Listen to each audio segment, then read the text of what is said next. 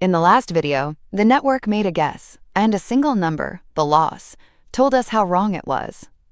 But that raises a big question. How does one number fix millions of weights? The answer is backpropagation.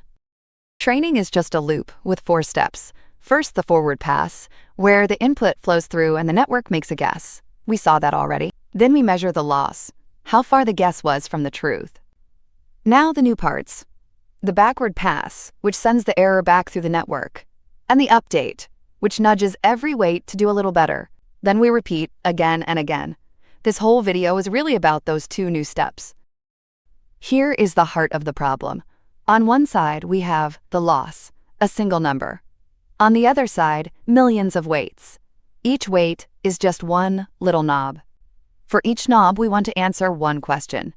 If I turn this knob up by a tiny amount, does the loss go up or down? And by how much?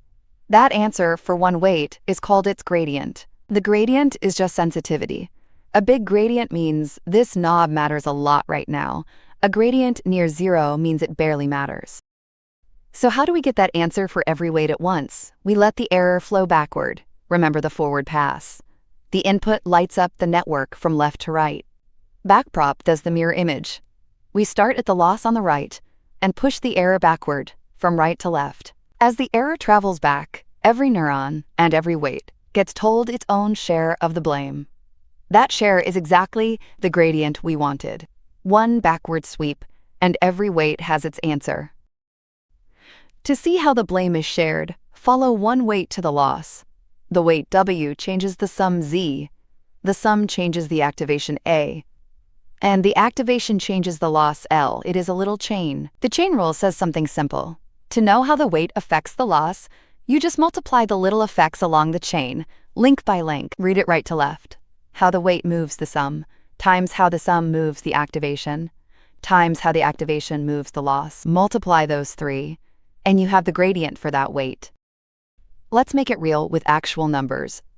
Our weight is 0.5, and the input is 2, so the sum Z is 1. The activation squashes that to 0.73. The true answer was 1, so the loss is about 0.07. Now the backward pass fills in the 3 little effects.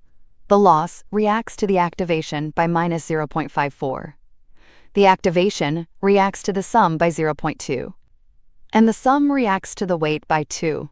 Multiply them together, and the gradient for this weight is minus 0.21. The minus sign is the key. It says, to lower the loss, nudge this weight up. So we have a gradient for the weight. Now what? Picture the loss as a valley, and the weight as a ball sitting on its slope. The gradient is just the slope under the ball. Gradient descent is one tidy rule. The new weight equals the old weight minus the learning rate times the gradient.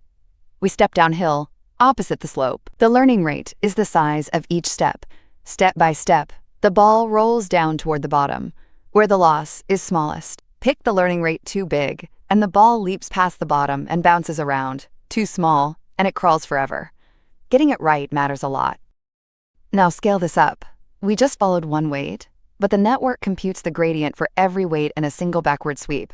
Then it nudges them all at once. Do this loop millions of times, on batch after batch of data, and the whole network slides downhill together. Slowly, the guesses get better. That, in one word, is learning. One last idea. Why go backward at all? You could try to work out each weight on its own, but nearby weights share most of the same chain, so that repeats a huge amount of work. Going backward once lets the network reuse those shared pieces and hand each weight its gradient almost for free. That efficiency is the whole reason Backprop made deep learning possible. But multiplying along a long chain has a danger. Remember, the gradient is a product of many little numbers. The sigmoid we met earlier has a gentle slope. Its steepest point is only 0.25. Multiply 0.25 by itself 10 times, and you get a number close to 0. So by the time the signal reaches the early layers on the left, it has almost faded to nothing. Those layers barely learn. This is the vanishing gradient problem, and fixing it with activations like ReLU and careful setup is a big part of the videos coming next. So that is the full learning loop. Forward to make a guess. The loss to measure the mistake.